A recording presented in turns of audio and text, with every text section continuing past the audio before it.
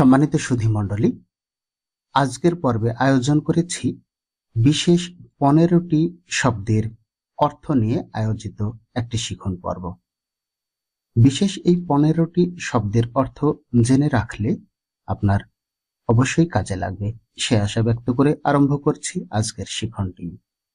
দেখুন, প্রথমে রয়েছে অপেক্ষমান, যার অর্থ যিনি অপেক্ষা করছেন। এরপরে রয়েছে অপেক্ষমান, যার অর্থ হলো যার জন্য অপেক্ষা করা হচ্ছে। এখানে শুধু বানানের সামান্য তারতম্য রয়েছে, খেয়াল করলে আপনারা সেটি বুঝতে পারবেন। এরপরে রয়েছে সূচি, যার অর্থ পবিত্র। তারপরে আরো একটি সূচি রয়েছে, এটির অর্থ হলো তালিকা। প্রথম সূচিতে চয়ে হ্রস্ব ইকার, পরের সূচিতে চয়ে দীর্ঘ ইকার। এরপরে রয়েছে বাণী। বাণী শব্দটির অর্থ হলো বাক্য, কিন্তু আরো একটি বাণী রয়েছে যার অর্থ পারিশ্রমিক। এখানেও বানানের একটু তারতম্য রয়েছে। এরপরে খেয়াল করুন লক্ষ, যার অর্থ শত সহস্র, যেটি অঙ্কের ক্ষেত্রে ব্যবহার করা হয়। অন্যটি রয়েছে লক্ষ্য। এই লক্ষ্য শব্দের অর্থ হলো উদ্দেশ্য। স্বর্গ। স্বর্গ শব্দটির অর্থ হলো কাব্যের অধ্যায়, কিন্তু স্বর্গ শব্দটির অর্থ দেবলোক।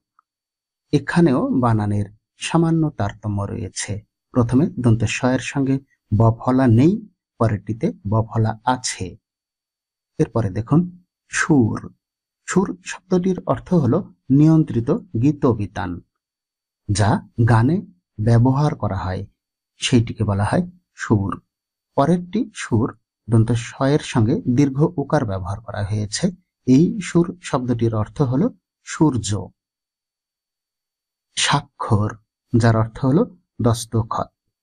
পরে আরো একটি স্বাক্ষর রয়েছে যার অর্থ হলো অক্ষর জ্ঞান সম্পন্ন। প্রথমে দন্তস্বয়ের সঙ্গে বফলা আছে, আর পরটিতে বফলা নেই।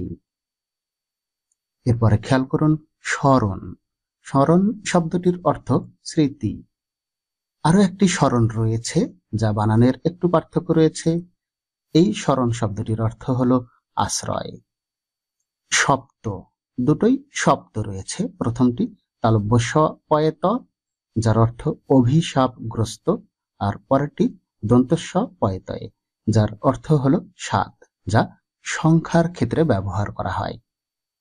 এরপরে রয়েছে সমর্থক, যার অর্থ সমর্থনকারী। সমার্থক শব্দটির অর্থ হলো একই অর্থ বিশিষ্ট।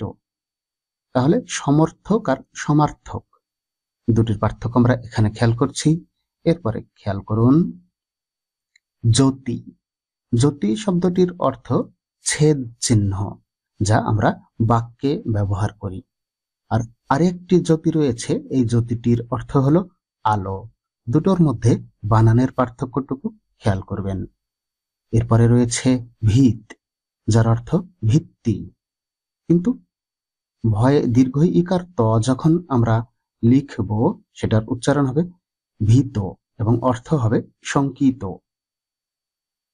বিজিত শব্দটির অর্থ পরাজিত, আর বিজেতা এই শব্দটির অর্থ জয়লাভকারী। পতন শব্দটির অর্থ ধ্বংস, আর পত্তন শব্দটির অর্থ আরম্ভ। পরিচ্ছদ শব্দটির অর্থ পোশাক, কিন্তু পরিচ্ছেদ এই শব্দটির অর্থ গ্রন্থের বিষয় বিভাগ।